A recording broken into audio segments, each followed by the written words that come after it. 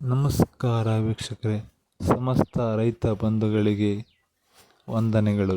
ಬನ್ನಿ ಸ್ನೇಹಿತರೆ, ಇಂದು ಜಾನುವಾರುಗಳಿಗೆ ಬರುವ ರೋಗಗಳು ಮತ್ತು ಕಾಯಿಲೆಗಳ ಬಗ್ಗೆ ತಿಳಿದುಕೊಳ್ಳೋಣ. ಬನ್ನಿ ಸ್ನೇಹಿತರೆ, ಸುಮಾರು ಅದರಲ್ಲಿ ಕಾಲುಬಾಯಿ ರೋಗ, ಕೆಚ್ಚಲು ಬಾವು, ಉಣ್ಣೆ, ತಿಗಣೆ ಇತ್ಯಾದಿ ಮತ್ತು ಇಮ್ಯುನಿಟಿ ಕಮ್ಮಿ ಆಗುವುದು, ಕ್ಯಾಲ್ಸಿಯಂ ಕಡಿಮೆ ಆಗುವುದು, ಹಾಗಾಗಿ ಸುಮಾರು ಕಾಯಿಲೆ ಬರ್ತವೆ ಸ್ನೇಹಿತರೆ ಇಲ್ಲಿ. ಮತ್ತು ಜಾನುವಾರುಗಳು ಮತ್ತು ಹೈನುಗಾರಿಕೆ ನಂಬಿಕೊಂಡು ಲಕ್ಷಾಂತರ ಕುಟುಂಬಗಳು ಜೀವನ ಮಾಡ್ತಾಯಿದೆ ಸ್ನೇಹಿತರೆ. ನೋಡಿ ಸ್ನೇಹಿತರೆ, ಇಲ್ಲಿ ಕೊಟ್ಟಿರುವ ಮೆಡಿಷನ್ನನ್ನು ಈ ಯಾವ ಕಾಯಿಲೆ ಕೊಡಬೇಕಂತಂದರೆ ಸ್ನೇಹಿತರೆ, ಇದು ಕ್ಯಾಲ್ಸಿಯಂ ಕಡಿಮೆ ಆಗಿರುವ ಜಾನುವಾರುಗಳಿಗೆ ಕೊಡಬೇಕು ಸ್ನೇಹಿತರೆ.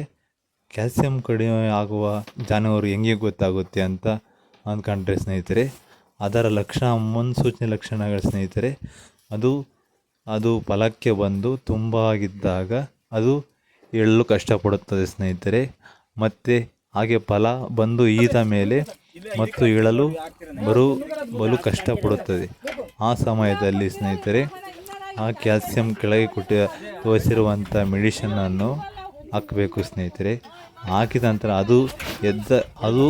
ಹಾಗೂ ಮೆಡಿಷನ್ ಕೊಟ್ಟರೂ ವೈದ್ಯರು ಬಂದು ಚೆಕ್ ಮಾಡಿದರೂ ಹೇಳಿಲ್ಲ ಅಂತಂದರೆ ಹಾಗೆ ಬಿಡಬಾರದು ಸ್ನೇಹಿತರೆ. ಹತ್ತಿರದ ವೆಟರ್ನರಿ ಆಸ್ಪತ್ರೆಗೆ ಹೋಗಿ ಅಲ್ಲಿ ಸ್ಟ್ಯಾಂಡು ತಂದು ಸ್ನೇಹಿತರೆ, ಸ್ಟ್ಯಾಂಡಿಂದ ಹೀಗೆ ಅದಕ್ಕೆ ಹಗ್ಗ ಮತ್ತು ಬೆಲ್ಟ್ ಹಾಕ್ಬಿಟ್ಟು ಮೇಲೆ ಕೆತ್ತಬೇಕು ಸ್ನೇಹಿತರೆ. ಹಾಗೆ ಬಿಟ್ಟು ಏನಾಗುತ್ತಂದರೆ ಕಾಲುಗಳು ಜವಿಡಿದು ಹಾಗೆ ಮತ್ತು ಹೃದಯ ಮತ್ತು ಕಿಡ್ನಿ ಹೋಗೋ ಸಮಸ್ಯೆ ಇರುತ್ತೆ ಸ್ನೇಹಿತರೆ. ಮತ್ತು ಫಲಕ್ಕೆ ಬಂದಿದ್ದರೆ ಹಸು ಏನಾದರೂ ಮತ್ತು ಕರು ಸಾಯುವ ಸಾಧ್ಯತೆ ಹೆಚ್ಚಿರುತ್ತೆ ಸ್ನೇಹಿತರೆ. ಅದೇನಾಗಿಲ್ಲ, ಅದು ಮೇವು ಮೇಯ್ತಾ ಇದೆ, ಸಗಣಿ ಆಗ್ತಾ ಇದೆ ಅಂತ ತಿಳ್ಕೊಂಡಿದೆ ಸ್ನೇಹಿತರೆ, ಅದು ಒಳಗೆ ಅದಕ್ಕೆ ನಿಶಕ್ತಿ ಆಗಿರುತ್ತೆ ಸ್ನೇಹಿತರೆ. ಅದಕ್ಕೆ ಕ್ಯಾಲ್ಸಿಯಂ ಪ್ರಮಾಣ ಕಡಿಮೆ, ಪೂರ್ತಿ ಕಡಿಮೆ ಆಗಿರುತ್ತೆ. ಅದಕ್ಕೆ ಎದ್ದಾಳಲು ಮತ್ತು ಓಡಲು ಆಗೋದಿಲ್ಲ ಸ್ನೇಹಿತರೆ. ಅದಕ್ಕೋಸ್ಕರ ನಾವೇನು ಮಾಡಬೇಕಂದ್ರೆ, ಅದನ್ನು ಮೇಲಕ್ಕೆ ಸಾಮಾನ್ಯವಾಗಿ ಮನುಷ್ಯರಿಂದ ಅಂಥ ದೊಡ್ಡ ರಾಸುವನ್ನು ಎತ್ತಲು ಸಾಧ್ಯ ಆಗೋದಿಲ್ಲ ಸ್ನೇಹಿತರೆ.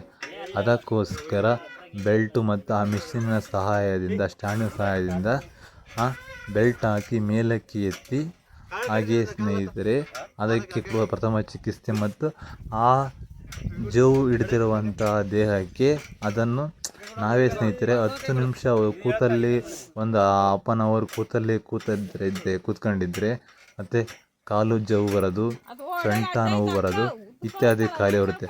ಅದೇ ಸ್ನೇಹಿತರೆ, ಇದು 3 ದಿನ, 4 ದಿನ, 2 ದಿನ ಈ ಥರ ಒಂದೇ ಮಲಗಿದ್ದರೆ ಒಂದು ಜಾನುವಾರು, ಮನುಷ್ಯರೇನೋ ನಮಗೆ ಕಾಯಿಲೆ ಇದೆ ಅಂತ ಬಾಯ್ಬಿಟ್ಟು ಹೇಳ್ಬಿಡ್ತಾರೆ. ಆದರೆ ಪ್ರಾಣಿಗಳು ಅವಿಗೆ ಹೇಳ್ತಾರೆ ಸ್ನೇಹಿತರೆ. ನಾವು ಅರಿತುಕೊಂಡು ಏನಾಗಿದೆ ಅಂತ ನಾವು ವೈದ್ಯರ ಸಲಹೆ ಪಡೆದು ನಾವು ಮಾಡಬೇಕು ಸ್ನೇಹಿತರೆ. ನೋಡಿ ಸ್ನೇಹಿತರೆ, ಕೆಳಗೆ ಬಿದ್ದ ಮೇಲೆ ಕೆತ್ತಿದ್ದಾಗಿದೆ. ಈಗ ಸ್ನೇಹಿತರೆ, ಈಗ ಅದಕ್ಕೆ ಕೊಟ್ಟಿರುವಂಥ ಜೆಲ್ ಅಂತ ಬರುತ್ತೆ ಸ್ನೇಹಿತರೆ. ಆ ಜೆಲ್ ಔಷಧಿಯನ್ನು ಕೊಡಬೇಕು. ಅದರಲ್ಲಿ 4-5 ಥರದ ಔಷಧಿ ಇದೆ ಸ್ನೇಹಿತರೆ. ಯಾವುವು ಅಂತಂದರೆ, ಒಂದು ಕ್ಲಾಪ್ ಜೆಲ್ ಅಂತ ಒಂದು ಬರುತ್ತೆ ಸ್ನೇಹಿತರೆ, ಅದನ್ನು ಹಾಗೆ ಬಾಯಿಗೆ ಕುಡಿಸ್ಬೋದು. ಮತ್ತೊಂದು ಸ್ನೇಹಿತರೆ ನೆಟಿವ್ ಅಂತ ಬರುತ್ತೆ ಸ್ನೇಹಿತರೆ, NATLIV ನೆಟಿವ್, ಇದೊಂದು ಕೊಡ್ಬೋದು ಸ್ನೇಹಿತರೆ. ಅದು ಸೇಮ್ ಬಾಯಿಗೆ ಹಾಕೋದು ಸ್ನೇಹಿತರೆ. ಮತ್ತೆ ಅದು ಈ ಕೊಟ್ಟರೂ ಸಹ ಆಗಲಿಲ್ಲ ಅಂತಂದರೆ ಹತ್ತಿರದ ವೈದ್ಯರನ್ನು ಸಂಪರ್ಕ ಮಾಡಿ ಅವರಿಂದ ಸಲಹೆ ಪಡೆದು ಯಾವ ಔಷಧಿ ಕೊಡಬೇಕಂತ ಅವ್ರಿಗೆ ಟೆಸ್ಟ್ ಮಾಡಿಸ್ಬಿಟ್ಟು ನಾವು ಕೊಡಬೇಕಾಗುತ್ತೆ ಸ್ನೇಹಿತರೆ. ದಯವಿಟ್ಟು ನೀವಿಂದ ನಮ್ಮ ಸಬ್ಸ್ಕ್ರೈಬ್ ಮಾಡಲಿಲ್ಲ ಅಂದರೆ ದಯವಿಟ್ಟು ನೀವು ರೈತ ಆಗಿದ್ದರೆ ಮತ್ತೊಬ್ಬ ರೈತರಿಗೆ ಶೇರ್ ಮಾಡಿ. ಮತ್ತೆ ಸ್ನೇಹಿತರೆ, ಈ ಥರ ಮಿಷನ್ನು ನಮ್ಮ ಶಿರಾ ತಾಲೂಕಿನಲ್ಲಿ 2 ಇರೋದಂತ ಹೇಳ್ತಾ ಇದ್ದಾರೆ. ಒಂದು ವಿಪರ್ಯಾಸ ಸ್ನೇಹಿತರೆ, ಅದು ಒಂದು ಎಲ್ಲ ಡ್ಯಾಮೇಜ್ ಆಗಿಬಿಟ್ಟಿದೆ ಮೇಲ್ಗಡೆ, ಅದಕ್ಕೆ ರೋಗ ಡ್ಯಾಮೇಜ್ ಆಗಿದೆ. ಮತ್ತು ಈ ಸರ್ಕಾರ ಏನು ಮಾಡ್ತಾ ಇದೆ ಅಂತ ನನಗಂತೂ ಅರ್ಥ ಆಗ್ತಾಯಿಲ್ಲ ಸ್ನೇಹಿತರೆ.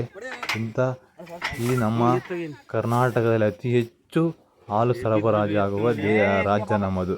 ಅದರಲ್ಲಿ ಇಂಥ ಹೈನುಗಾರಿಕೆಯಲ್ಲಿ